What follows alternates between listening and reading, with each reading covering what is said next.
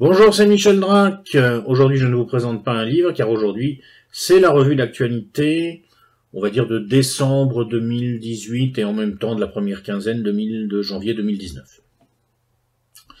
Alors, comme je vous l'avais dit dans ma vidéo anniversaire, il va y avoir une petite évolution de formule. Maintenant, les vidéos d'actualité vont être plus courtes, plus ramassées, et quand je voudrais faire un développement long sur un thème précis à l'intérieur de la vidéo d'actualité, je créerai un spin-off, une vidéo à part, dans laquelle je développerai ce thème.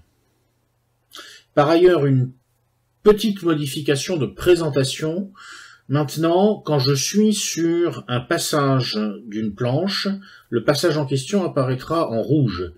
Et quand je ne serai pas dessus, il apparaîtra en brun. Ah là là là là là là! Les enfants! J'ai pas pu résister. Bon allez, on y va. Alors, la vraie actu décembre 2018, janvier 2019, un suivi méthodique de l'actualité pour sortir du conditionnement médiatique. La surprise, Trump contre-attaque. Je pensais dans ma naïveté qu'après le relatif échec des élections de mi-mandat, Trump allait un petit peu se calmer et que les États-Unis entreraient dans une phase paradoxale de stabilisation par l'instabilité, c'est-à-dire que Trump étant menacé d'être radicalement déstabilisé, il serait en quelque sorte paralysé. Eh bien, pas du tout. Trump contre-attaque, Trump est plus offensif que jamais, et donc les États-Unis vont peut-être bel et bien basculer dans l'instabilité tout court. Le fait, les Gilets jaunes continuent. Il y a des gens qui sont venus sur ma chaîne il y a quelques semaines après ma spéciale Gilets jaunes où j'avais dit que les Gilets jaunes continueraient après les fêtes de fin d'année 2018. Il y a des gens qui sont venus me dire mais non, tu racontes n'importe quoi, ils vont se calmer, tout ça c'était qu'un happening. Non les gars, j'y ai bien réfléchi. Ils vont continuer, c'est normal qu'ils continuent et je ne sais pas combien de temps tout ça durera, quelle forme ça prendra et sur quoi ça débouchera.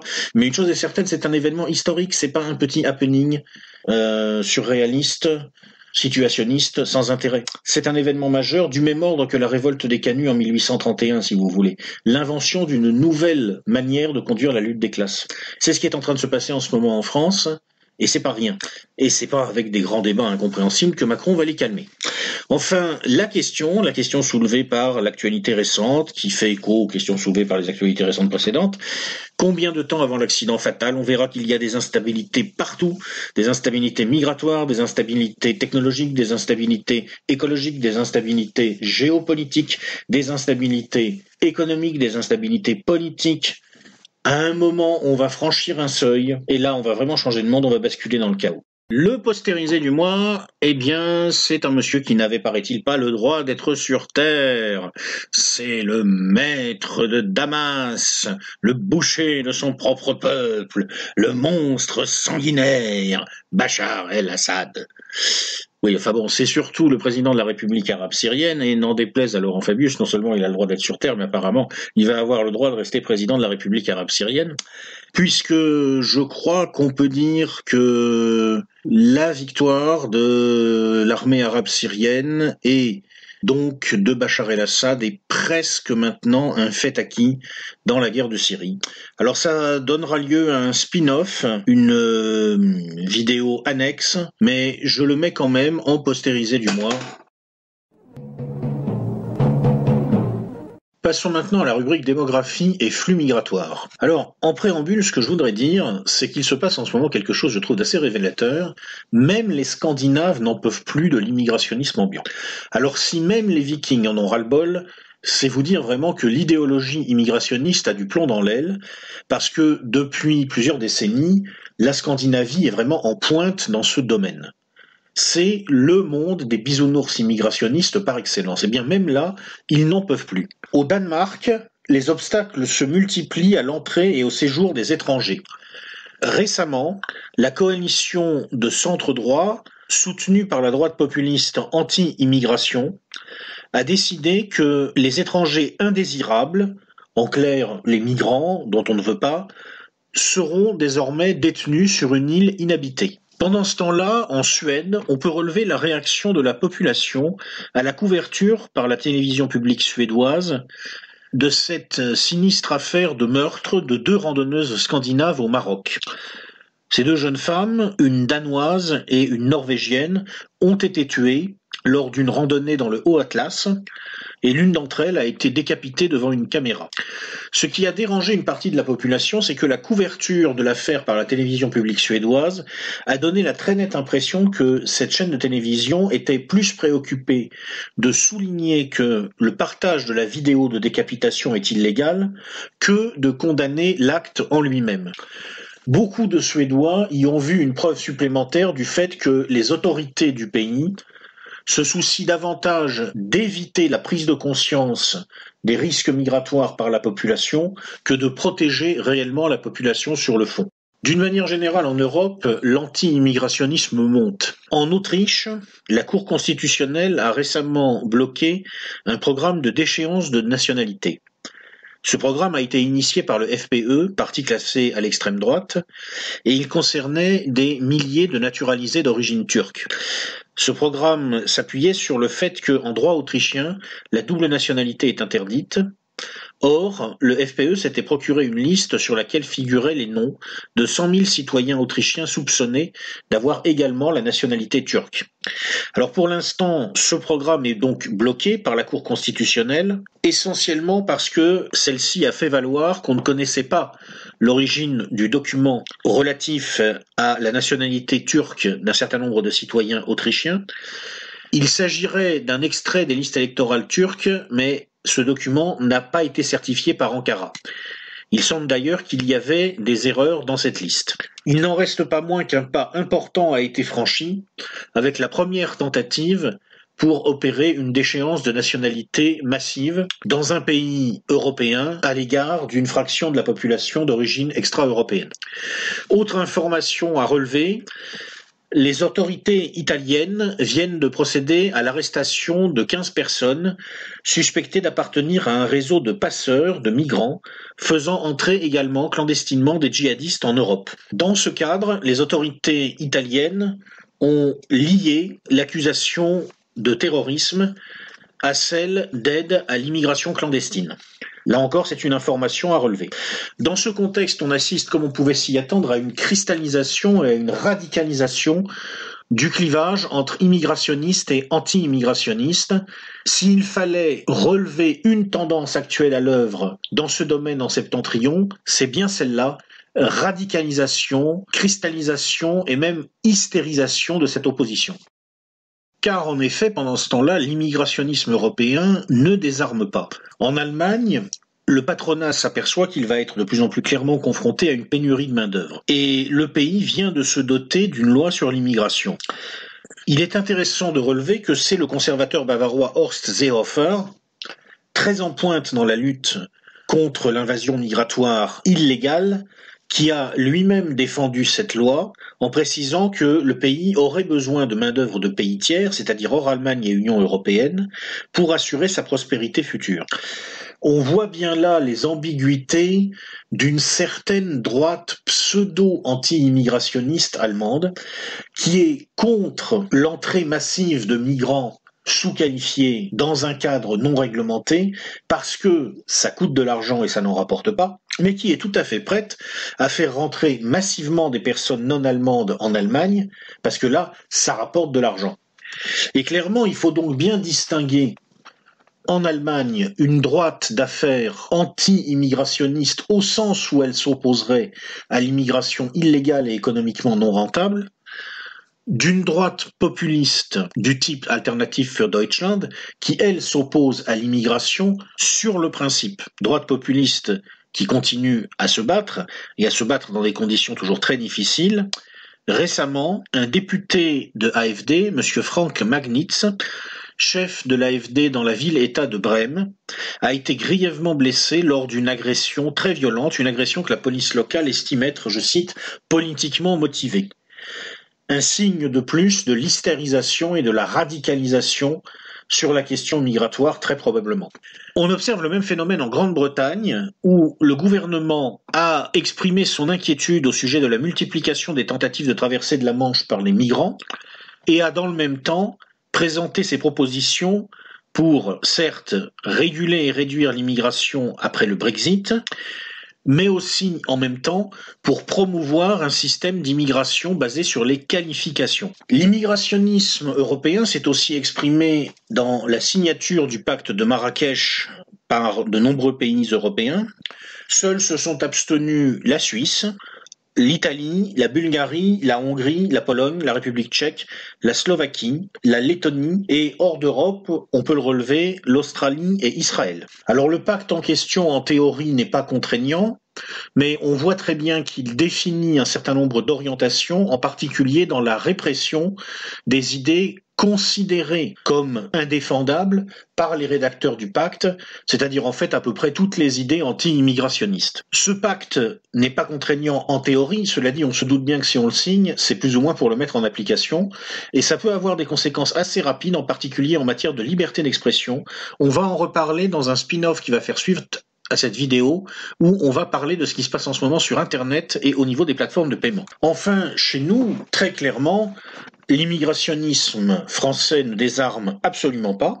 Et cela prend une connotation très particulière à un moment où il est de plus en plus clair que, étant donné l'intensité du rejet que le gouvernement français entraîne dans une grande partie de la population, on est sur une configuration d'opposition entre l'État, l'appareil d'État, les institutions et le peuple tout simplement. Et dans ce contexte-là, il est très clair que l'immigrationnisme du pouvoir français peut être vu comme une attaque directe dirigée contre le peuple. Il s'agit réellement de se donner des alliés à l'intérieur du territoire en faisant appel à l'étranger. Est-ce que c'est dans ce contexte-là qu'on peut interpréter, par exemple, la réaction des parlementaires de La République En Marche, qui se sont déclarés très mécontents de la multiplication par 16 des droits d'inscription dans les universités françaises pour les nouveaux étudiants étrangers non européens? Je ne sais pas. On peut aussi situer cette mesure et les débats auxquels elle a donné lieu dans le cadre de ce qu'on a vu avant sur l'opposition qui est en train de se faire jour à l'intérieur même des partis institutionnels entre ceux qui veulent toute l'immigration et ceux qui veulent seulement l'immigration rentable, car très clairement, quand on multiplie fortement les droits d'inscription pour les étudiants étrangers, en fait, ce qu'on est en train de faire, c'est qu'on est en train de fermer la porte aux Africains tout en l'ouvrant aux Asiatiques. On a relevé en même temps comment, dans le cadre du grand débat en train d'être lancé par le pouvoir macroniste, l'immigration a finalement été quasiment retirée de l'ordre du jour. On peut remarquer en même temps, tant qu'on en parle, la recommandation récente de l'Observatoire de la laïcité sur le port des signes religieux. L'Observatoire de la laïcité a recommandé au gouvernement d'autoriser le port des signes religieux aux jeunes lors du futur service national universel. Cette recommandation a été jugée indigne par la porte-parole du parti Les Républicains, parti dont on analysera, quand on parlera de la recomposition politique en France en cours, les difficultés internes. Et enfin, pour clore le chapitre migratoire, qu'est-ce qui se passe ailleurs dans le monde? Alors ailleurs dans le monde, aux États-Unis tout d'abord, on peut remarquer une grande chouinerie hollywoodienne orchestrée par le Parti démocrate à propos de malheureux enfants migrants qui sont morts en centre de détention. Probablement tout simplement parce que de toute façon ils ont contracté une maladie et ils sont morts, voilà, je veux dire, personne ne les a tués ou maltraités.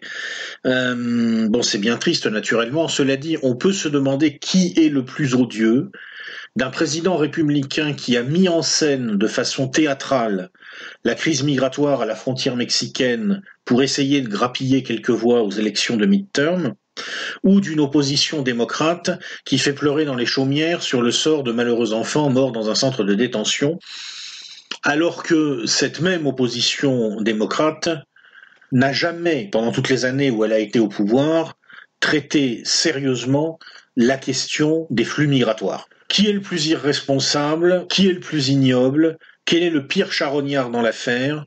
Mon opinion personnelle est que les démocrates sont encore pires que Trump, et je précise que dans mon esprit, c'est vraiment pas un compliment. Bon, on va pas s'attarder à ce genre d'ânerie. Ce qui est plus intéressant comme information hors d'Europe, c'est ce qui se passe en Algérie. L'Algérie qui se ferme à l'immigration en provenant d'un certain nombre de pays arabes, parce que les Algériens prennent leurs précautions par rapport aux risques terroristes. Comme en Italie, le lien est maintenant clairement établi entre la problématique migratoire et la problématique sécuritaire. Passons maintenant au volet énergie et technologie. Alors tout d'abord, bienvenue dans l'apocalypse, chers amis, car les abeilles robots sont là. Vous savez, chaque mois, il y a une news dans le domaine technologique qui achève de me convaincre que décidément je suis en train de vivre l'apocalypse. Et ce mois-ci, je dois cette news au groupe Walmart. Walmart, a priori, qu'on ne s'attendrait pas à trouver dans l'hypertechnologie, mais qui y est, car il vient de déposer un brevet pour des abeilles robots. Il s'agit en fait de drones de pollinisation. Donc ce sont des petits robots, drones, capables de voler, exactement comme des abeilles, et de polliniser les cultures automatiquement. Alors, ce mois-ci, il n'y a pas grand-chose, honnêtement, dans la rubrique technologie, mais avouez que celle-là, elle est quand même pas mal. Les abeilles robots pour polliniser des cultures qu'on se doute devoir être OGM. Bienvenue dans l'apocalypse. Concernant les matières premières, quelle est l'actualité récente? Eh bien, très clairement, sur le pétrole, nous vivons un moment américain. Les États-Unis ont, pour la première fois depuis plusieurs décennies, exporté plus de produits pétroliers qu'ils n'en ont importés. Ce serait lié à la très forte augmentation du pétrole de schiste que les Américains affirment pouvoir produire à un prix tout à fait compétitif sur le marché mondial de 30-35 $ le baril. Là-dessus, je n'ai pas d'informations complémentaires. Certaines voix relativement sérieuses jusqu'ici quand même, comme M. James Edward Kunstler, estiment que c'est très largement un faux semblant et qu'en réalité, le pétrole de schiste est subventionné indirectement. Quoi qu'il en soit, cela pèse fortement sur la situation de l'OPEP. Trump veut absolument avoir un pétrole bon marché, il en a besoin pour maintenir coûte que coûte une croissance américaine qui menace de fléchir, on en reparlera tout de suite quand on va étudier les questions géopolitiques, et il a demandé à l'OPEP de ne pas réduire sa production pour soutenir les cours. Il semble bien qu'on soit donc maintenant dans une configuration inverse de celle qui prévalait il y a quelques années, quand les Saoudiens ont tenté de faire baisser les cours pour démontrer que la production de pétrole de schiste états-unienne n'était pas compétitive. Aujourd'hui, c'est le contraire, ce sont les Américains qui demandent une baisse des cours. L'autre nouvelle intéressante que j'ai captée récemment, c'est la confirmation du fait que la Chine est vraiment en train de prendre le contrôle des mines de cobalt au Congo. À peu près les 2/3 du cobalt extrait en 2017 est venu du Congo. Or, le cobalt est une matière première qui va prendre de plus en plus d'importance parce qu'elle est cruciale dans l'industrie des automobiles électriques. 8 des 14 plus grandes mines de cobalt du Congo sont maintenant détenues par des investisseurs chinois et ça représente pratiquement la moitié de la production du pays. On est vraiment en train d'assister au positionnement des deux géants chinois et américains sur les matières premières sensibles. Le 21e siècle se prépare longtemps à l'avance par la prise de contrôle de ces ressources sensibles. C'est ça le monde dans lequel on vit et c'est ça le monde dans lequel un type comme Macron est supposé nous diriger. Et enfin, quoi d'autre en matière de technologie ? Eh bien, toujours dans la lignée Bienvenue dans l'apocalypse, on peut signaler que en Chine vient d'ouvrir la plus grande usine de clonage du monde à Tianjin. Pour l'instant, la spécialité locale, c'est de cloner des animaux de compagnie, mais aussi de fournir de la matière première aux industries alimentaires et pharmaceutiques. On en a entendu parler chez nous parce que un chien star local très célèbre, un certain Juice, a été cloné et son double, qui vient de naître, s'appelle Little Juice, ce qui va permettre de continuer à filmer les aventures de Juice pour le plus grand plaisir des enfants chinois. Alors en soi, on peut dire « c'est plutôt mignon », puis ça coûte quand même 100 000 $ à ce stade de cloner une bestiole comme ça, mais l'idée générale, c'est que l'entreprise espère reproduire à l'identique des milliers de chiens à terme pour des princes, des célébrités, des milliardaires, voire des forces de sécurité qui veulent parfois des répliques des meilleurs chiens secouristes ou renifleurs. Ça se fait déjà, paraît-il. Et ce que ne dit pas l'article, mais que j'ai envie de rajouter, c'est que, je veux dire, le jour où on en sera à faire du clonage de chiens quelque chose de tout à fait normal, banal et parfaitement maîtrisé technologiquement, est-ce que on s'arrêtera là? Ou est-ce que quelqu'un va se dire, finalement, Claire au petit est un tel exemple de intégrale que pour l'édification des générations futures, il est vital de la cloner? Je vous laisse répondre à cette délicate question. Pour savoir si c'est l'apocalypse ou juste une énorme farce sinistre. Passons maintenant au volet géopolitique. Alors d'abord une remarque, il y a un théâtre d'opération dont on parle assez peu et dont généralement, même souvent, les gens n'ont pas conscience. Ce théâtre d'opération, c'est la mer Rouge. Actuellement, il y a 3 points chauds qui sont en train de se dégager. Le Soudan, où des mouvements sociaux violents sont en cours, comme si le pays était sur le point de basculer dans la déstabilisation, comme si quelqu'un voulait la peau du président Omar el-Béchir. Le Yémen, où paraît-il des pourparlers se poursuivent, pendant que les combats sur le terrain se poursuivent aussi, et que les réfugiés continuent à crever de faim aussi. Et l'Égypte, où récemment on a eu un attentat djihadiste contre un quart de touristes, la réponse du gouvernement égyptien ayant été à l'image du pouvoir du général El-Sisi, avec l'exécution d'une quarantaine de salafistes. Ce qu'on peut remarquer, c'est que ces pays, Soudan, Yémen et Égypte, ne sont pas forcément à analyser dans un cadre continental. En général, quand on pense à l'Égypte, on pense plutôt monde arabe. Quand on pense au Soudan, on pense plutôt Afrique. Et quand on pense au Yémen, on pense plutôt péninsule arabique. Mais en fait, ces 3 pays ont aussi en commun d'être baignés par la mer Rouge. Or, la mer Rouge, c'est une mer qui va être traversée par le corridor sud des routes de la soie, des nouvelles routes de la soie que la Chine est en train de construire pour bâtir sa mondialisation. Chine et Arabie Saoudite, sur ce terrain-là, sont plutôt d'ailleurs alliés. Elles l'ont montré pour imprimer de concert la dynamique qui a débouché sur une relative réconciliation entre l'Éthiopie et l'Érythrée.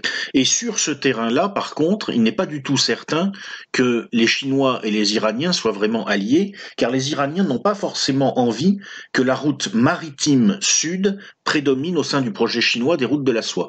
L'exemple de cette mer Rouge en ébullition, je crois, montre bien la complexité de la géopolitique actuelle. Des acteurs qui sont alliés sur le théâtre continental peuvent être rivaux sur le théâtre maritime. Dans l'espace atlantique, tous les regards sont tournés vers les États-Unis.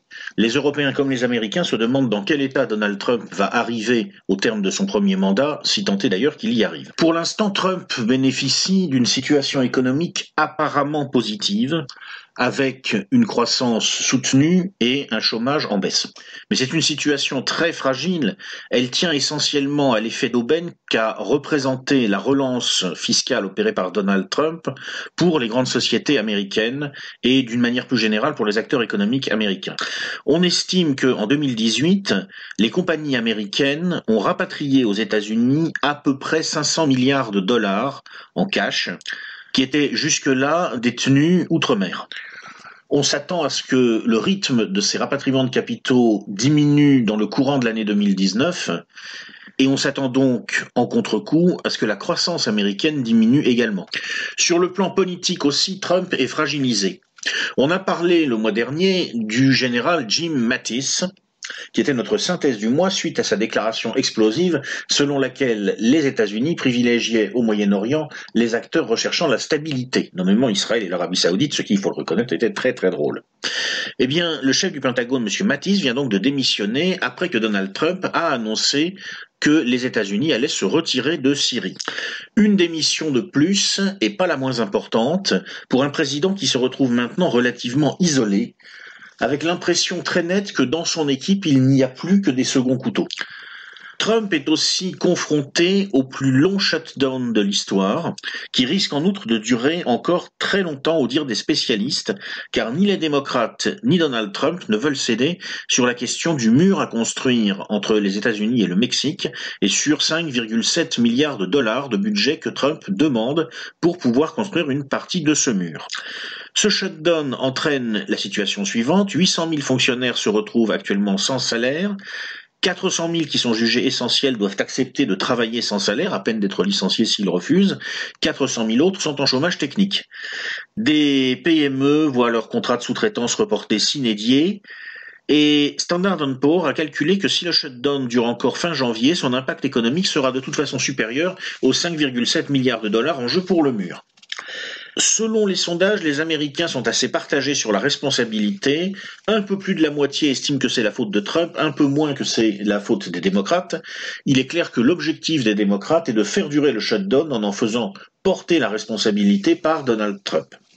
On se souviendra qu'un shutdown indéfiniment prolongé avait été identifié dans un ouvrage dont j'ai fait la chronique récemment, le 4e tournant, comme une des situations qui pouvaient déboucher sur ce que les auteurs du 4e tournant appelaient, il y a 20 ans, le moment décisif à l'intérieur du 4e tournant, c'est-à-dire de la longue urgence, de la longue crise qu'ils prévoyaient pour la période 2005-2025. Petite remarque au passage.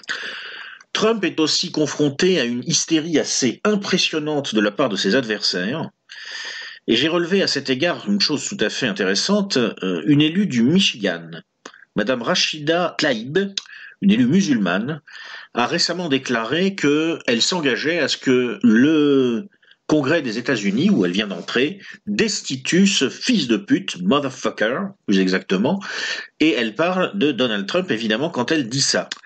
C'est assez révélateur de l'ambiance générale aux États-Unis, un pays qui risque tout simplement de basculer dans la guerre civile. Alors dans ce contexte, Donald Trump a absolument besoin de bons résultats économiques et c'est pourquoi il continue à mettre fortement la pression sur la Federal Reserve pour obtenir que la Réserve fédérale ne remonte pas ses taux d'intérêt. Il a aussi envoyé le secrétaire américain au Trésor, M. Steven Mnuchin, pour des discussions individuelles avec les patrons des principales banques américaines pour vérifier que ces banques ont les liquidités leur permettant d'assurer leurs opérations normalement, malgré le shutdown, malgré la politique monétaire de la Réserve fédérale. Bank of America, Citigroup, Goldman Sachs, JP Morgan Chase, Morgan Stanley, Wells Fargo ont été contactés. Et je me souviens que quand j'ai rédigé il y a un peu plus d'1 an mon petit bouquin Voir Macron sur le quinquennat possible, les quinquennats possibles d'Emmanuel Macron et le contexte dans lequel ce quinquennat pourrait se dérouler, j'avais identifié comme un des paramètres importants ce qui se passerait aux États-Unis et à cet égard en particulier les relations entre les grandes banques de Wall Street et l'administration Trump. Il se pourrait bien effectivement qu'on approche du moment décisif. Alors pour l'instant, Jérôme Powell s'est contenté de répondre de manière assez sèche. Jérôme Powell, pour ceux qui l'ont oublié, c'est le président de la Réserve fédérale. I would not resign if asked by President Trump, c'est-à-dire je ne démissionnerai pas si le président Trump me le demande. C'est clair, c'est net, c'est court, c'est Powell. Alors ce qui est curieux, c'est que pendant que les États-Unis sont en quelque sorte paralysés par l'opposition entre Trump et les démocrates, ils continuent à déployer dans le monde leur grande stratégie géopolitique, finalement, j'ai l'impression de manière assez indépendante de la Maison-Blanche, du Congrès, du Sénat. Tout se passe comme si, en fait, en réalité, en profondeur, la géopolitique américaine était pilotée par un État profond non élu, dans une articulation en constante renégociation entre la CIA, la NSA, le Pentagone, et au fond, à la limite, dans une certaine mesure seulement bien sûr, peu importe le nom du locataire de la Maison-Blanche, sauf au cas particulier d'un tweet de Trump annonçant brutalement le retrait de Syrie, ce qui change la donne évidemment, mais sinon en temps normal, en dehors de ces interventions ponctuelles, business as usual, ces agences américaines pilotent l'affaire tout simplement dans le cadre de leur processus de décision bureaucratique. C'est probablement ce qui explique l'affaire Huawei, une affaire décidément très révélatrice, où on voit les États-Unis mettre la pression sur la Chine partout dans le monde autour de ce constructeur de téléphones portables, de smartphones, d'équipements télécoms, accusé par les États-Unis d'être un cheval de Troie dans la guerre cybernétique. Visiblement, les Américains utilisent Huawei pour essayer de reconsolider ce que les stratèges en géopolitique appellent le Rimland eurasiatique, c'est-à-dire les pays du pourtour de l'ensemble eurasiatique contre le Heartland, le cœur eurasiatique, c'est-à-dire l'ensemble Chine-Russie. Le gouvernement japonais va interdire l'utilisation par son administration de matériel du groupe chinois Huawei au titre de menace de sécurité. Le gouvernement britannique envisage de faire la même chose. Il est à noter que, pour l'instant, l'Allemagne et la France ne suivent pas cette orientation.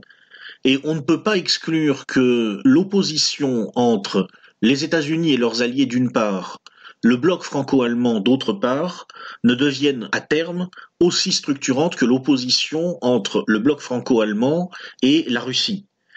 Nous sommes dans une situation géopolitique complexe, Dans la réalité des relations économiques, il semble bien que l'ensemble franco-allemand soit sur le point de basculer vers l'ensemble eurasiatique, imité d'ailleurs en cela par l'Italie qui a d'excellentes relations avec la Russie. Bref, tout est en cours de renégociation constante sur le plan géopolitique et il faut s'en souvenir quand on analysera dans quelques minutes la situation à l'intérieur de l'Union européenne. La politique internationale américaine, c'est aussi toujours et encore l'encerclement de la Russie. Là encore, il s'agit de garder sous contrôle le Rhineland et quand on ne peut pas le faire en solidarisant certains États du Rhineland de l'ensemble états-unien, eh bien on le fait en semant le chaos.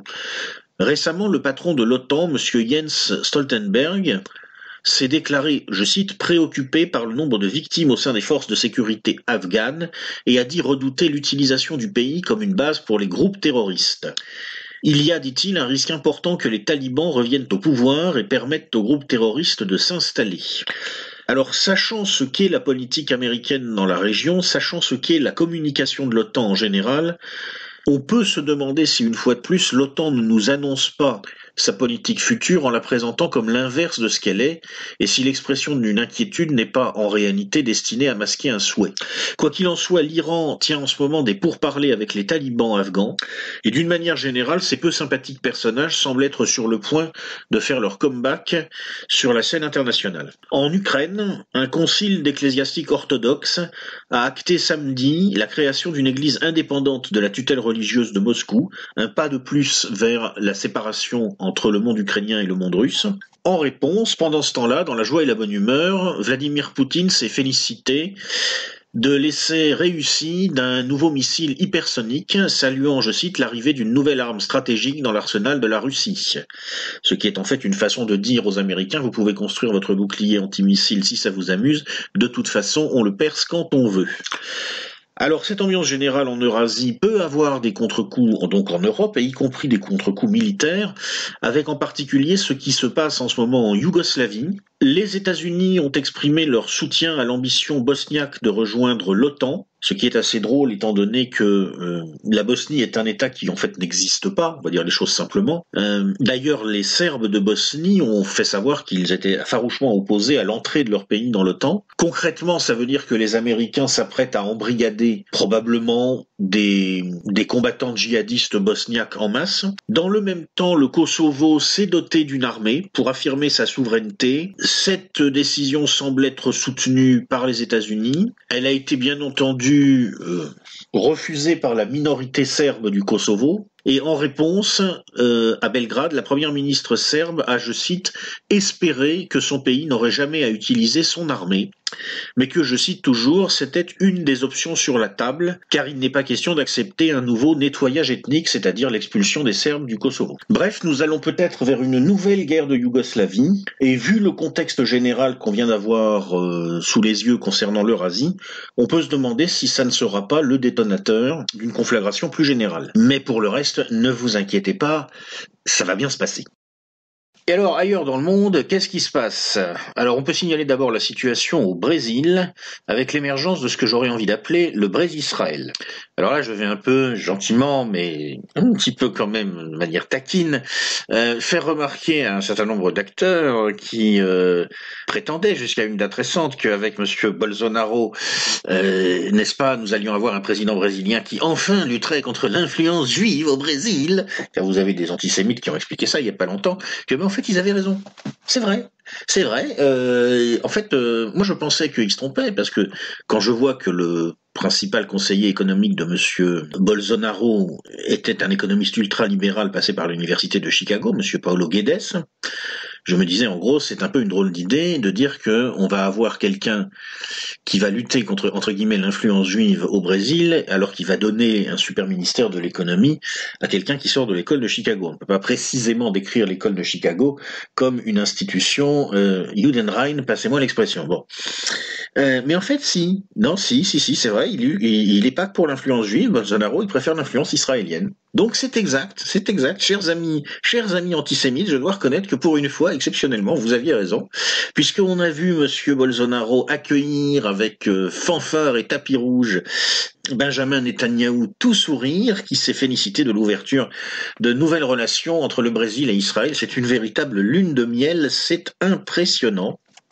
Et pendant ce temps-là, eh bien, qu'a fait Monsieur Bolsonaro? Eh bien, il est en train d'essayer de lancer un grand programme de privatisation destiné à faire baisser la dette publique du Brésil. Elle est aujourd'hui de 76% du PIB, ce qui est considéré comme tout à fait excessif. Et l'objectif est de la ramener aux alentours de 55%. Grâce à environ 230 milliards d'euros de privatisation.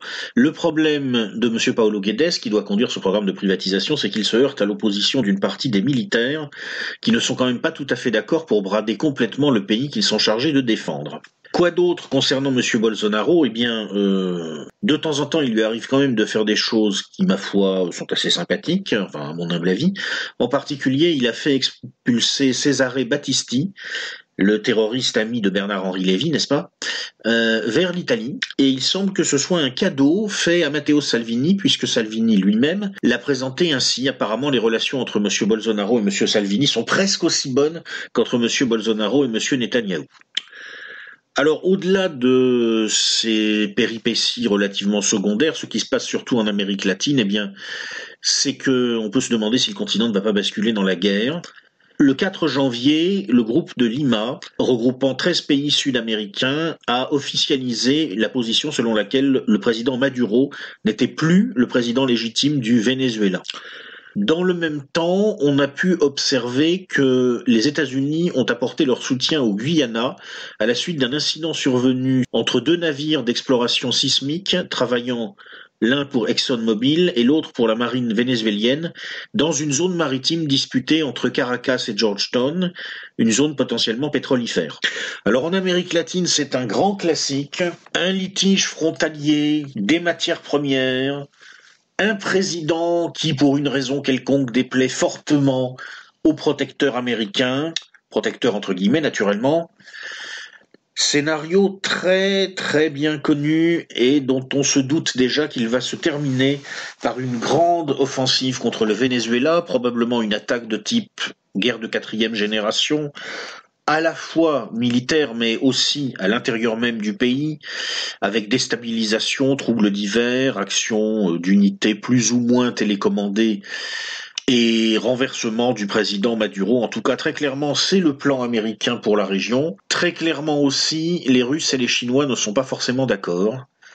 Wait and see. On va voir ce qui va se passer. Et sinon, quoi d'autre? Eh bien, sinon, évidemment, le principal élément géopolitique du début de l'année 2019, c'est l'annonce par Donald Trump du retrait américain de Syrie.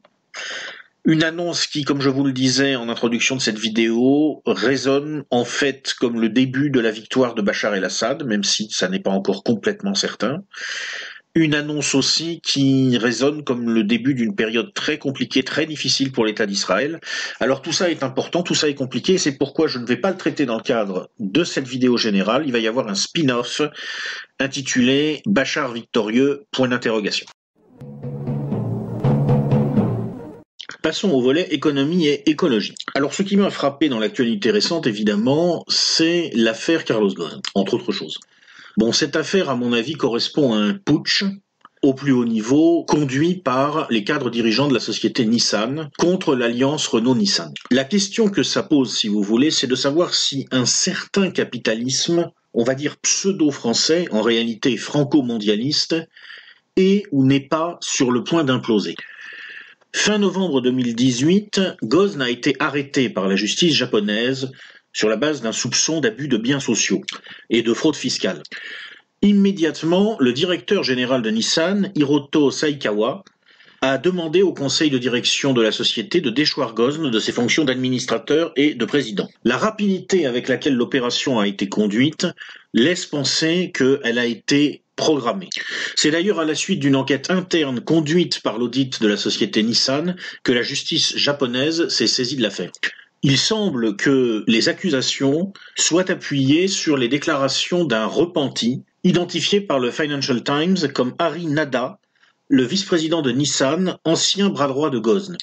Derrière tout cela, il y a probablement la volonté de Nissan de reprendre son indépendance. Le traitement de Carlos Ghosn soulève aussi un certain nombre de questions. En général, dans la plupart des pays du monde, quand on arrête une personne de ce type, une personne aussi importante, on lui accorde en prison un certain nombre de privilèges. Ce n'est pas le cas pour Ghosn.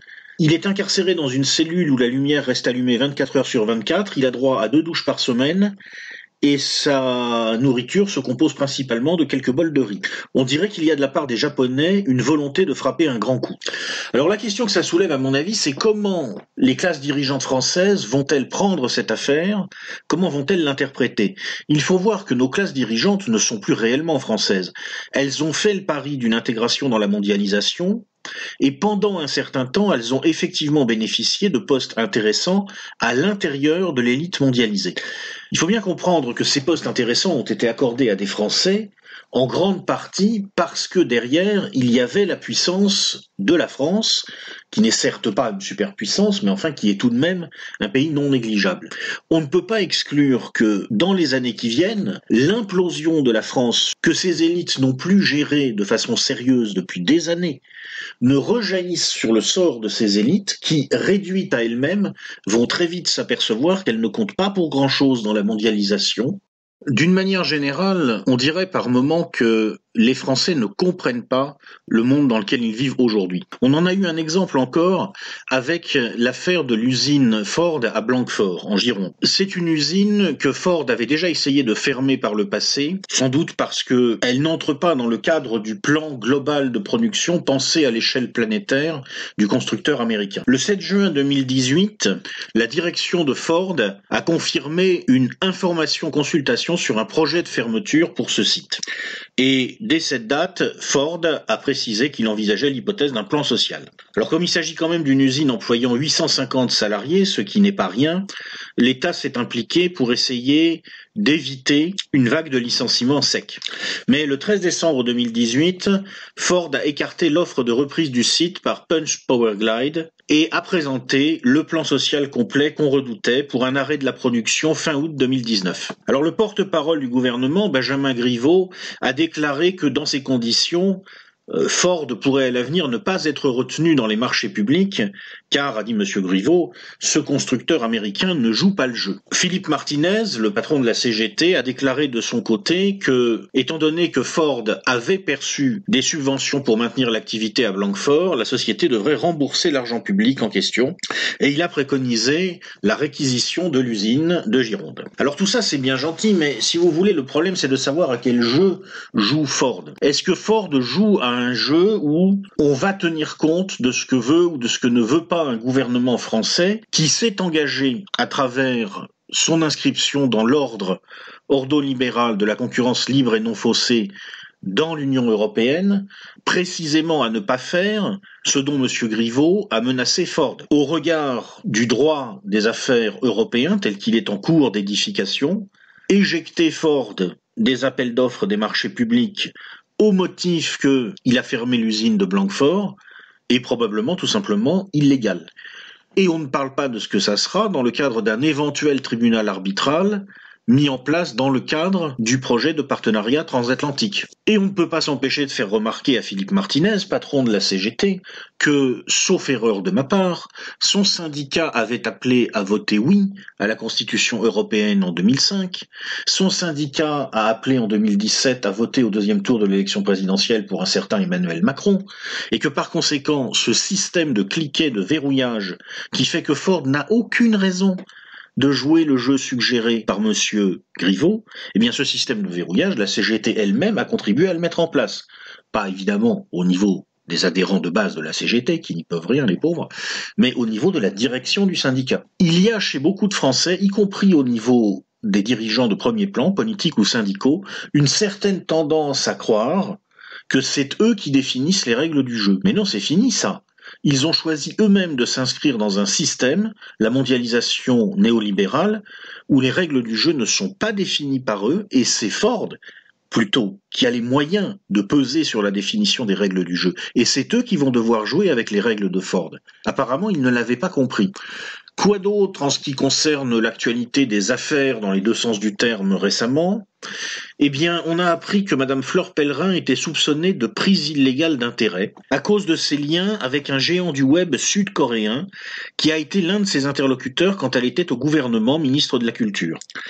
La Haute Autorité pour la transparence de la vie publique a estimé que Madame Pellerin avait méconnu ses réserves en prenant pour client une entreprise privée avec laquelle elle avait conclu un contrat ou formulé un avis sur un contrat dans le cadre de ses fonctions gouvernementales. Le dossier a été transmis au procureur de la République de Paris, où l'on voit très bien que cette classe dirigeante française, disons franco-mondialiste, cette classe dirigeante française mondialisée, a en tout cas très bien compris en quoi le jeu consistait quand il s'agit de ses intérêts propres.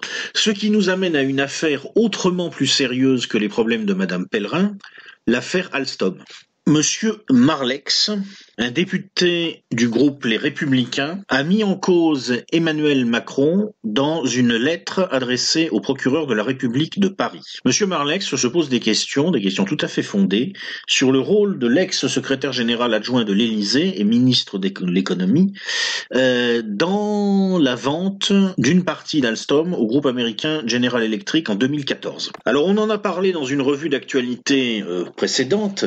Il semble que Emmanuel Macron ait poussé à la roue pour faciliter le découpage d'Alstom et sa revente en partie au groupe General Electric, non pas d'ailleurs pour défendre les intérêts de General Electric, qui apparemment s'est un peu fait rouler dans l'histoire en réalité, mais plutôt pour défendre les intérêts de Bouygues qui cherchait à se désengager. À ce moment-là, Bouygues qui, dans cette affaire, était conseillé par la banque Rothschild qui est l'ancien employeur d'Emmanuel Macron. Les doutes de monsieur Marlex s'étendent également au rachat d'Alcatel-Lucent par le groupe finlandais Nokia et de Technip par l'entreprise américaine FMC Technologies. Et M. Marlex se fait remarquer que parmi les donateurs ou organisateurs de dîners de levée de fonds de la campagne d'Emmanuel Macron en 2017, il y aurait, d'après lui, des personnes qui ont été intéressées aux ventes en question.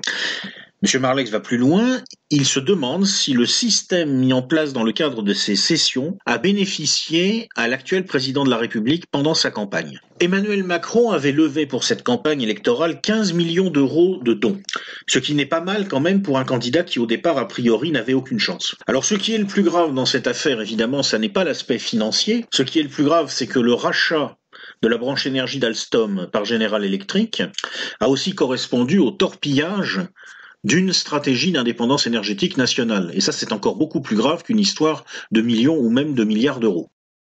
Bon, alors maintenant, prenons un peu de distance, éloignons-nous des affaires et parlons vraiment de la conjoncture économique. La Banque des règlements internationaux, la BRI, qui est généralement considérée en quelque sorte comme la banque centrale des banques centrales, si vous voulez, a publié récemment un rapport où elle estime que les turbulences qui ont secoué les marchés financiers lors du 4e trimestre de cette année, sont liées à la fois à des inquiétudes sur l'économie mondiale, au resserrement de la politique monétaire des banques centrales, mais aussi, et peut-être surtout, à des inquiétudes politiques. Alors il faut essayer de faire un petit peu le tri entre ces divers facteurs de déstabilisation. Bon, l'état de l'économie mondiale, il est ce qu'il est, et il dit, entre autres choses, qu'il y a une périodicité des cycles macroéconomiques de 8-9 ans à peu près, observable de façon relativement régulière depuis des décennies et des décennies. C'est lié au temps qu'il faut au cours des matières premières pour monter ou pour redescendre, selon qu'on a sur ou sous-investi dans les industries extractives, par exemple. Bon, ça, c'est comme ça, on n'y peut rien, et donc on sait que comme on est sorti vers 2012 du double dip de la récession de 2008-2009, car en fait nous avons vécu une récession un peu particulière à la fin des années 2000, avec un premier plongeon en 2008-2009 et un deuxième en 2011, eh bien on sait qu'on va avoir probablement un retournement conjoncturel vers la fin des années 2010. On y est, pour 2019, c'est dans les tuyaux. Les deux autres facteurs sont plus complexes à analyser. Le durcissement de la politique monétaire, il est inévitable. Il faut voir que ce qui est en train de se passer en ce moment, c'est que la courbe des taux est en train de s'inverser. C'est-à-dire qu'on n'est plus dans une situation où les taux de long terme sont maintenus très bas par les banques centrales et où les taux de court terme sont également très bas, mais dans une situation où les taux de court terme sont carrément en train de passer au-dessus des taux de long terme. Alors en général, c'est considéré comme le signal qu'une récession est proche, parce que quand les gens hésitent à prêter à court terme, c'est bien parce qu'ils s'attendent à quelques problèmes, mais c'est aussi un facteur d'intensification du retournement conjoncturel, parce que quand les banques s'aperçoivent qu'en prêtant à long terme, elles vont carrément être rémunérées moins que ce que ça leur coûte d'emprunter à court terme, le modèle économique bancaire implose. Et c'est pour ça que les banques centrales sont en train de resserrer leur politique monétaire. Elles n'ont tout simplement pas le choix. Mais évidemment, le contre-coup, c'est qu'il y a moins d'argent à jeter au marché financier pour les maintenir, et donc on risque un krach boursier. Mais c'est surtout le troisième facteur qui est le plus intéressant, les risques politiques. En fait, on s'aperçoit de plus en plus clairement qu'on risque d'entrer dans une boucle de rétroaction négative, un cercle vicieux si vous préférez, entre crise économique et crise politique. C'est ce qu'on voit en France. Au 4e trimestre 2018, le climat des affaires s'est fortement dégradé en France, entre autres à cause de l'affaire des Gilets jaunes. En particulier, le mouvement des Gilets jaunes a été, semble-t-il, assez catastrophique dans le secteur de la distribution, pour les grandes surfaces, mais aussi pour les petits commerces, qui ont été fortement impactés. Donc qu'est-ce que ça veut dire ? Ça veut dire qu'on pourrait rentrer dans le cercle vicieux suivant. Déstabilisation politique, troubles civils divers, les gens hésitent à consommer, les magasins ont du mal à s'approvisionner, faillite des magasins, mise au chômage de leurs employés, ces chômeurs rejoignent à leur tour les rangs de la contestation, intensification des troubles civils, d'où nouvelles perturbations économiques, etc., etc. Et ensuite, la crise peut s'auto-alimenter. Ce type de mécanisme pourrait bien se produire à toutes les échelles, alors à une échelle très petite, mais qui peut être dévastatrice, à travers un événement comme les Gilets jaunes en France, mais aussi à une échelle beaucoup plus grande, y compris par une déstabilisation géopolitique, et on a vu précédemment tous les risques d'instabilité géopolitique actuelle, ils sont énormes. C'est ce qui m'amenait à dire en préambule à cette revue d'actualité que la question qui se pose quand on regarde les choses calmement, objectivement, début 2019, c'est à quel moment l'accident fatal va-t-il se produire ? À quel moment, si vous voulez, on va passer le seuil à partir duquel cette boucle de rétroaction va s'emballer ?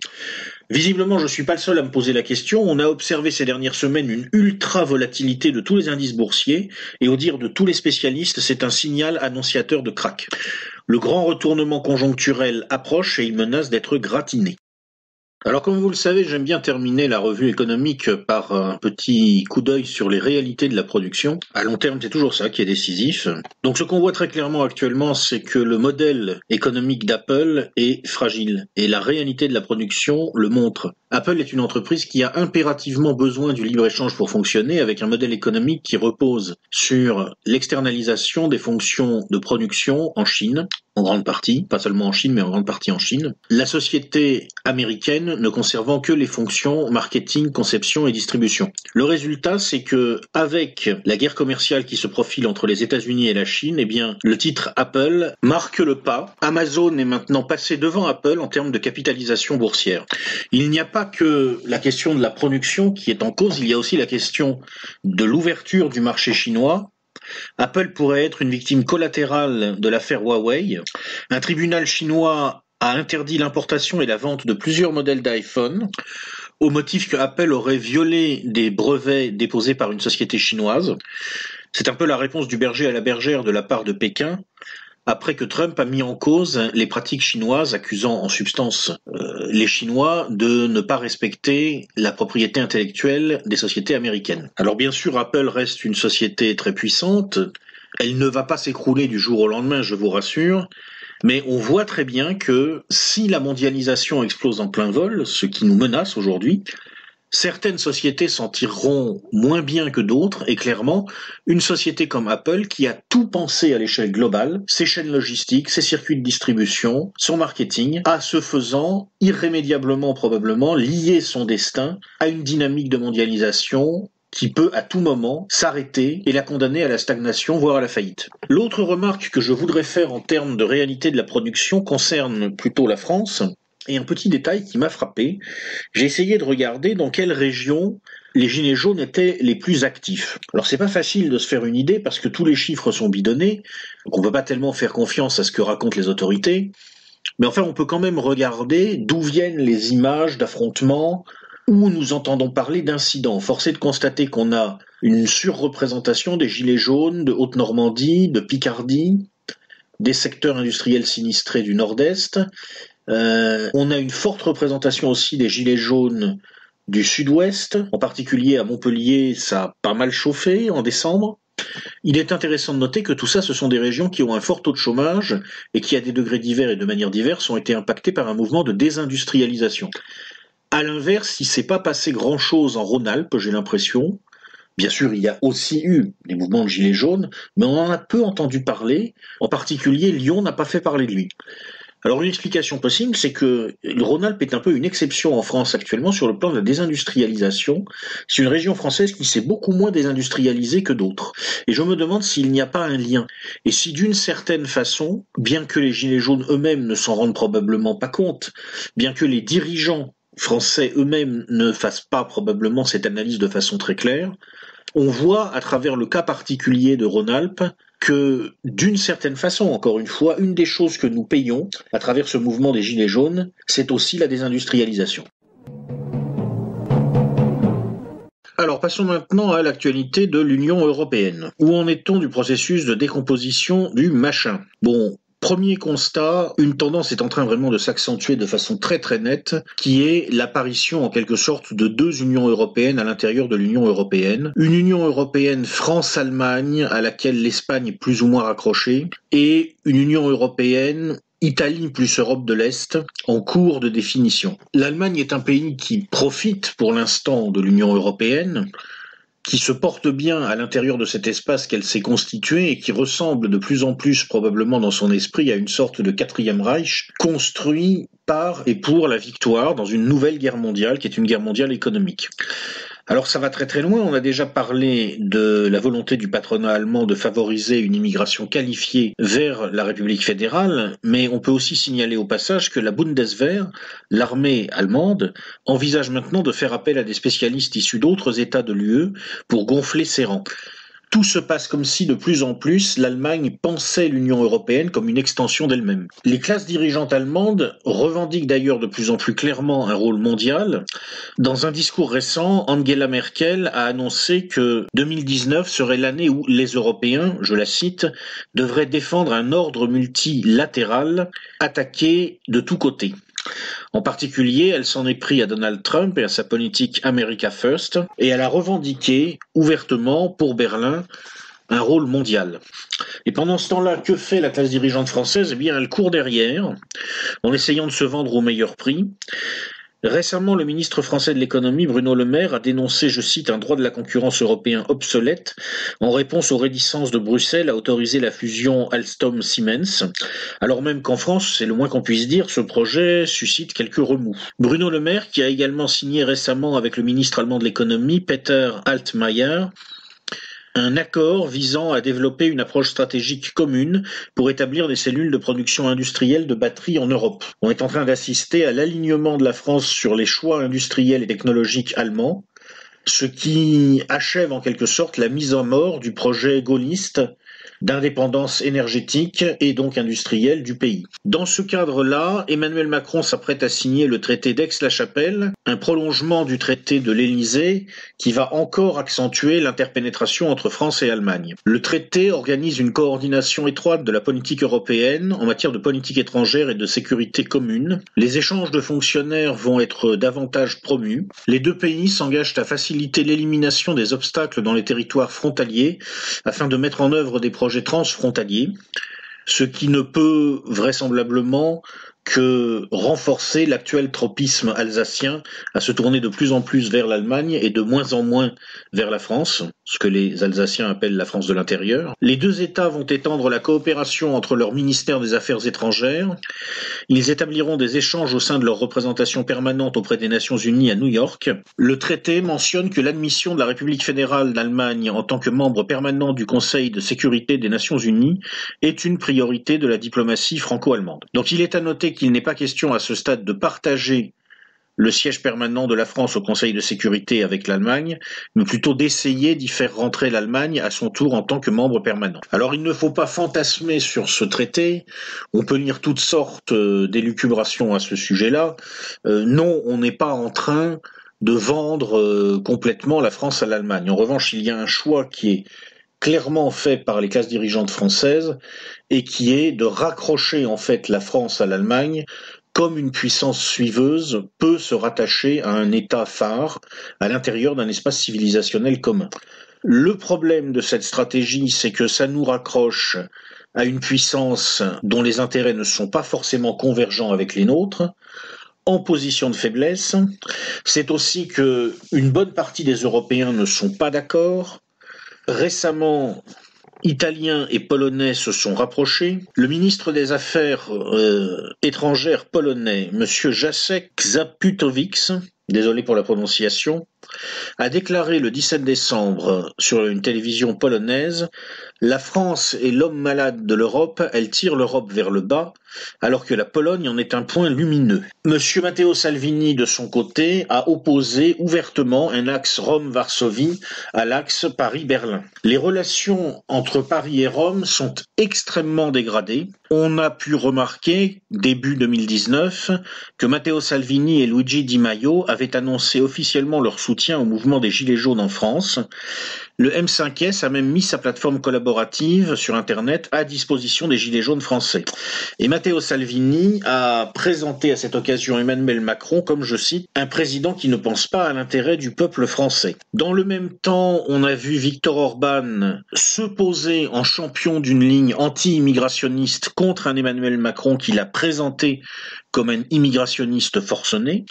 Dans le même temps, on a une Roumanie qui prend la présidence tournante de l'Union européenne, au moment même où, à Strasbourg, les députés européens ont approuvé une proposition de la Commission conditionnant les financements européens au respect des valeurs démocratiques de l'Union et de l'État de droit, une disposition qui vise quasi explicitement la Pologne et la Roumanie. Alors il faut bien voir que dans ce contexte, on peut se demander si parler de l'Union européenne au singulier, ça a encore du sens, et s'il ne faudrait pas parler des unions européennes, un ensemble France-Allemagne auquel l'Espagne se rattache encore plus ou moins, et puis un ensemble Italie plus Europe de l'Est qui vit un peu sa vie de son côté. Le choix français de se raccrocher systématiquement à Berlin est-il judicieux au moment où justement il y a des portes qui s'ouvrent, des portes qu'il pourrait être intéressant de prendre pour renégocier en position de force avec les Allemands.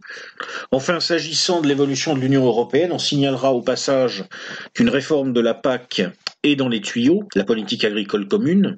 Au dire de José Bové, le projet de réforme préparé pour l'après 2021 par la Commission européenne va faire passer la part de l'agriculture dans le budget global de l'Union européenne de 38% à 28%. Autant dire que une des rares raisons pour la France de continuer à se raccrocher à l'Allemagne, alors que le Moloch industriel allemand est en train de nous bouffer tout cru sur le plan de l'industrie, eh bien, une de ces rares raisons, à savoir la défense de l'agriculture française, est en train de passer à la trappe. Alors quand même, et sans cautionner les fantasmes sur le traité d'Aix-la-Chapelle qui ont pu être exprimés dans certaines déclarations par certains anti-européistes ou certains germanophobes, ça pose le problème de savoir effectivement quels intérêts la classe dirigeante française défend dans tout ça. Mon opinion est que la classe dirigeante française, une fois encore, préfère se rallier à la bourgeoisie allemande que de prendre en compte les intérêts, les revendications, les protestations des classes populaires françaises. C'est une grande tradition chez nous. La bourgeoisie française est fascinée par l'Allemagne parce que, n'est-ce pas, en Allemagne, l'ordre règne. Pour le reste, on va passer rapidement sur l'évolution de l'eurocrise financière, signalons simplement qu'il est assez drôle de voir la France passer du rôle de procureur à celui d'accusé. En effet, avec les mesures prises pour répondre à la crise des Gilets jaunes, la France ne respectera pas un certain nombre d'engagements sur l'évolution de son déficit public, et on a vu soudain un Pierre Moscovici devenir beaucoup plus coulant en la matière, ce qui a dû bien faire rire en Italie. Les Italiens qui se sont empressés naturellement, maintenant qu'ils ont plus ou moins réussi à conclure un accord avec Bruxelles, de souligner le fait que les règles devaient s'appliquer à tout le monde, et que, n'est-ce pas, il allait falloir que la France s'explique éventuellement sur son dérapage. Bon, dans la réalité, il faut signaler tout de même que l'Italie n'est évidemment pas du tout tirée d'affaire. Ce qui s'est passé, à mon avis, c'est que personne, si vous voulez, au sein de la classe dirigeante des différents pays européens, n'a envie d'être le type qui va devoir se ramener devant la population pour dire, bon écoutez, en 1992, on a fait le traité de Maastricht, Et depuis, ça fait presque 30 ans qu'on se martyrise pour essayer de faire fonctionner un système mal conçu. La monnaie dite commune, dite unique, c'est pas très clair. En fait, ça marche pas. Ça a été mal conçu, mais merci quand même d'avoir essayé. Bon, ça nous a probablement coûté 20 ou 30 millions de chômeurs, mais enfin, c'était sympa de votre part quand même. On a vraiment fait tout ce qu'il fallait, et bon, ça marche vraiment pas. Bon, personne n'a envie d'être le type qui va se pointer pour dire ça à la population, parce qu'il est évident que quand le mec aura fini son discours, il va falloir qu'il court très très très vite devant les hordes furieuses qui vont le poursuivre avec une corde pour le pendre. Bon. Donc comme personne n'a envie d'être le mec qui va dire la vérité, eh bien tout le monde essaye de faire durer le truc encore et encore et encore, et c'est probablement pour cette raison que, alors que ni les Allemands, ni les Italiens, ni les Français, ni personne ne croit que réellement l'Italie va maintenir son déficit au niveau où elle a dit qu'elle le maintiendrait, tout le monde a détourné les yeux, et au prix d'un petit ajustement sur les mesures qui étaient prévues, l'Italie a ramené son déficit à un niveau plus raisonnable en affichage, et pour l'instant, elle évite les sanctions de la Commission européenne pour l'année 2019. Wait and see, à mon avis, on en reparlera assez vite. Alors s'agissant du Brexit, je serai très court, non pas parce que ça ne serait pas important, c'est évidemment essentiel, mais parce que je ne sais pas très bien quoi dire. Bon, le Parlement a refusé le chantage de Theresa May, qui avait en gros reporté le vote pour faire encore plus monter la pression sur le thème « Vous allez approuver le plan que j'ai négocié avec l'Union européenne, sinon ce sera le chaos ». Et May espérait probablement que le Parlement, dans ces conditions, dise « Bon, on va approuver ». Évidemment, il s'est passé ce à quoi on pouvait s'attendre, c'est-à-dire que le Parlement a choisi le chaos. Je pense que c'est un schéma qui risque de se répéter dans les années qui viennent, s'agissant de la fin de l'Union européenne d'ailleurs. Alors qu'est-ce qui peut en sortir? C'est difficile à dire. En fait, je pense que tout peut arriver, mais qu'il est très possible qu'il n'arrive rien du tout dans un premier temps. On peut aller vers un hard Brexit. Dans quelques semaines, la Grande-Bretagne doit normalement commencer à sortir de l'Union européenne. Et si aucun accord n'a été signé, c'est tout simplement le hard Brexit qui va s'imposer de lui-même, c'est-à-dire qu'il n'y a pas d'accord de libre-échange entre la Grande-Bretagne et l'Union européenne. Il n'y a pas d'accord bilatéral. Tout est à renégocier entre la Grande-Bretagne et les différents pays constitutifs de l'Union européenne. D'ailleurs, le gouvernement français a déjà pris quelques mesures en ce sens. Il s'apprête à recruter des douaniers. Il s'apprête aussi à accorder un statut temporaire aux nationaux britanniques résidant sur le sol français, environ 200 000, en contrepartie de la réciprocité de la part de Londres. Il y a environ 300 000 Français qui résident sur le sol britannique. Certains ont avancé des évaluations cataclysmiques sur l'impact économique, parlant même d'une récession, de la baisse de 1,5% du PIB au niveau de l'Union européenne. On va voir ce qui va se passer. Comme les gens qui ont fait ces calculs sont plutôt des partisans de la poursuite du projet européen, ils ont probablement forcé la dose. Cela dit, c'est sûr que ça va avoir des conséquences et ça risque d'être, pour dire les choses simplement, un sacré bordel. Il est aussi possible qu'il n'y ait pas de Brexit du tout. C'est-à-dire que, d'une manière ou d'une autre, on s'arrange pour contourner l'obligation légale normale qui est faite au gouvernement britannique de mettre en œuvre le résultat du référendum. Mais ça me paraît peu probable. Il y a quand même à peu près la moitié des Britanniques qui sont favorables au Brexit. Ils sont assez déterminés pour certains d'entre eux. On a déjà observé d'ailleurs des contagions du phénomène gilet jaune en Grande-Bretagne, et il est probable que l'hypothèse d'une annulation pure et simple du Brexit ne sera pas sérieusement envisagée à ce stade, parce qu'elle pourrait déboucher sur un blocage complet de la Grande-Bretagne. Alors, est-ce que les Anglais vont revoter? Je ne sais pas. Est-ce qu'ils vont renégocier avec l'Union européenne? Peut-être. En fait, on ne sait pas du tout ce qui va se passer. Et on va voir la suite des événements. Je ne m'attarderai pas non plus sur l'eurocrise migratoire. On en a déjà parlé dans le cadre plus général de la problématique migratoire. Je signalerai simplement un fait. En Andalousie, un parti, Vox, classé à l'extrême droite, farouchement anti-immigrationniste, est entré massivement au Parlement régional. C'est un moment important dans l'histoire de l'Espagne, c'est la fin du post-franquisme. Ça veut dire que les Espagnols, à nouveau, se mettent à traiter un certain nombre de questions dans des termes objectifs et non plus en référence au passé franquiste. Clairement, le gouvernement socialiste espagnol actuellement, qui gouverne en étant minoritaire, est très fragile. Clairement, les élections espagnoles à l'avenir ont assez peu de chances de reproduire la configuration qui permet pour l'instant encore au bloc institutionnel immigrationniste de prédominer en Espagne. Je pense qu'on peut s'attendre à voir l'Espagne basculer plutôt du côté de l'Europe, Italie, Europe de l'Est, dans quelques années, car son rattachement à l'axe franco-allemand ne survivra pas, en tout cas, à la poursuite de l'immigrationnisme forcené qui prévaut pour l'instant au niveau de l'axe Paris-Berlin. Alors le volet politique intérieur, ce mois-ci, est renvoyé entièrement à un spin-off qui va sortir dans quelques jours, spécial Gilets jaunes 2 Fight Club. Et enfin, nous allons conclure cette rapide revue d'actualité, comme d'habitude en nous délectant du spectacle de la régression anthropologique contemporaine. Alors on va commencer par le bestiaire du mois, où on va parler de 2 députés de la République française, Madame Obono et Monsieur Sonneforger, avant de nous pencher sur la synthèse du mois, titre remporté haut la main par le couple Franck et Wahiba Ribéry. Alors Madame Obono pour commencer, donc il s'agit d'une députée de la France Insoumise, et figurez-vous que cette dame avait fait un pari avec Monsieur Kaoué, une espèce d'animateur de radio, qui ne me paraît pas être à proprement parler un maître du bon goût, même s'il est légèrement éclipsé par Cyril Hanouna.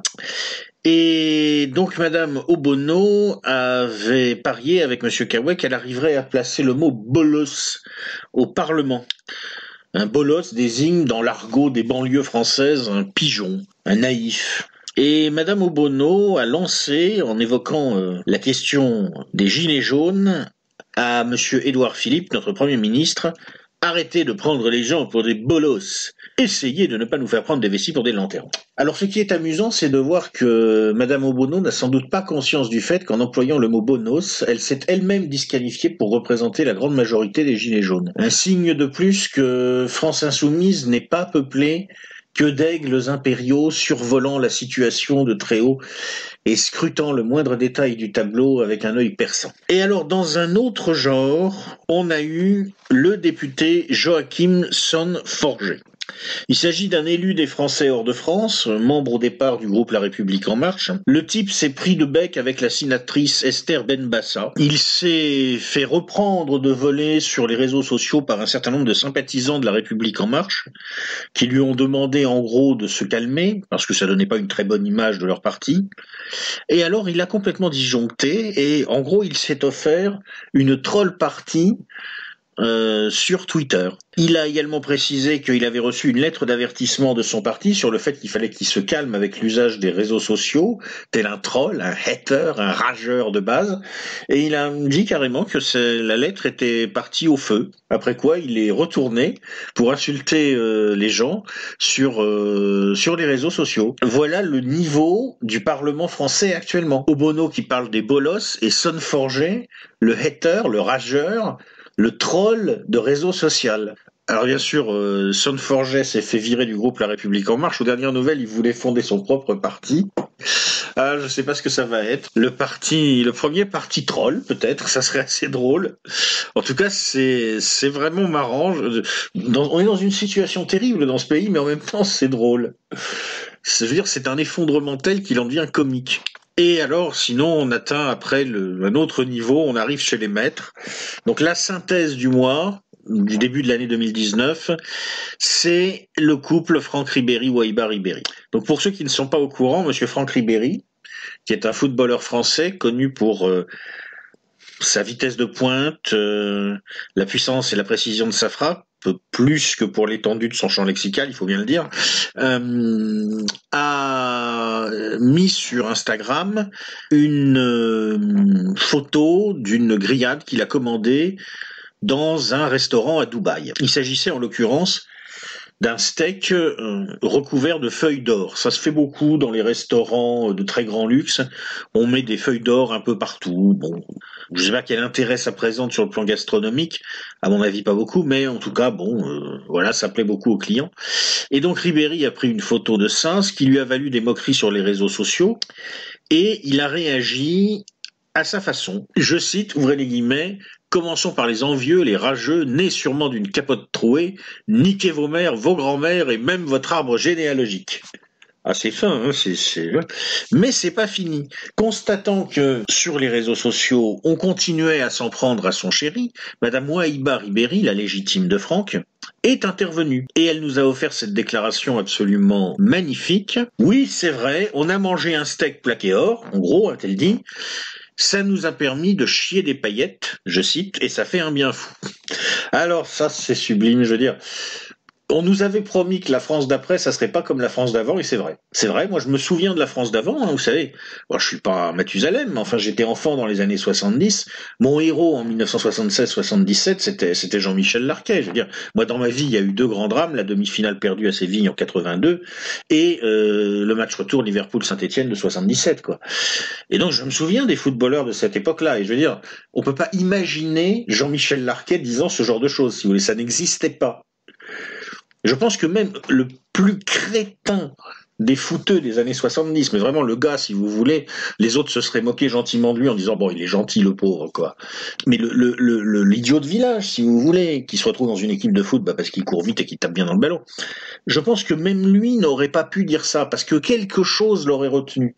Il aurait eu conscience du ridicule, de l'obscénité de la chose. Non, vraiment, la France d'après, c'est pas comme la France d'avant, c'est vrai, il faut le reconnaître. Quoi d'autre? Alors on peut dire quelques mots sur l'évolution des médias. D'abord, il est intéressant de noter que BFM est dans le collimateur d'Emmanuel Macron. BFM TV, qui a beaucoup fait pour l'élection de Macron en 2017, s'est apparemment retourné contre lui. Et une étude récente a d'ailleurs montré que BFM a plus couvert les Gilets jaunes que la plupart des autres médias. L'Élysée envisagerait un regroupement thématique des chaînes d'infos, en fait une nouvelle numérotation des chaînes de la TNT, qui doit intervenir après le renouvellement en février 2019 du Conseil supérieur de l'audiovisuel. Et alors Macron voudrait allouer le canal 14, libéré par France 4, à France TV Info, et le canal 17 à LCI. BFM TV et CNews, respectivement classés 15e et 16e sur la TNT, seraient donc directement devancés et directement suivis par deux concurrentes directes. Alors on va voir si ça se fait.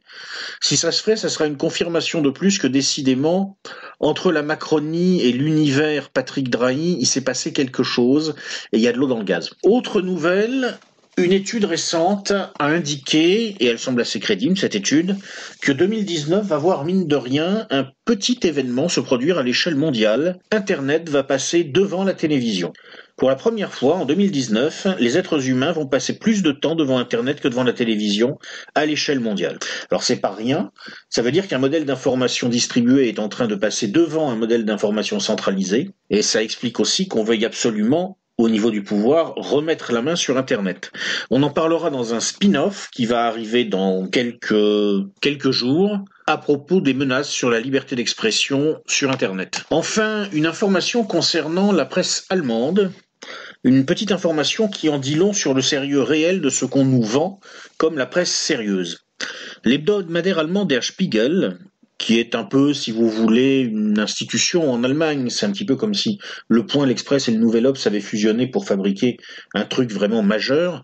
Eh bien, le Spiegel est ébranlé par la mise en cause de ces journalistes vedettes qui a clairement falsifié des articles, voire dans certains cas, qui a purement et simplement inventé des reportages.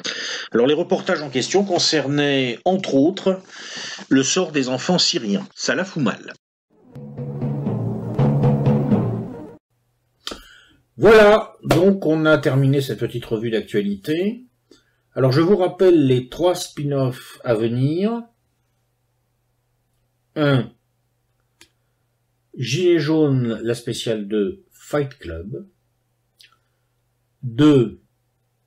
Internet, la liberté d'expression, les menaces. Et 3. Syrie, Bachar vainqueur. Point d'interrogation quand même, on va garder le point d'interrogation pour le moment. Je pense que les 3 spin-offs vont sortir dans cet ordre-là, mais je vous le garantis pas à 100%, et ça se fera dans les jours qui viennent. Et puis je vous annonce également la note de lecture qui devrait suivre. Alors ce sera pas une grande note de lecture avec des planches, des transparents, des résumés, etc. C'est pas la peine. Ce sera juste un petit moment en face caméra pour parler de Notre-Dame de Paris, un livre consacré à Madame Anne Hidalgo. pour laquelle j'ai, vous l'avez déjà compris, une tendresse particulière et que je vais soigner. Et je vous dis donc à bientôt.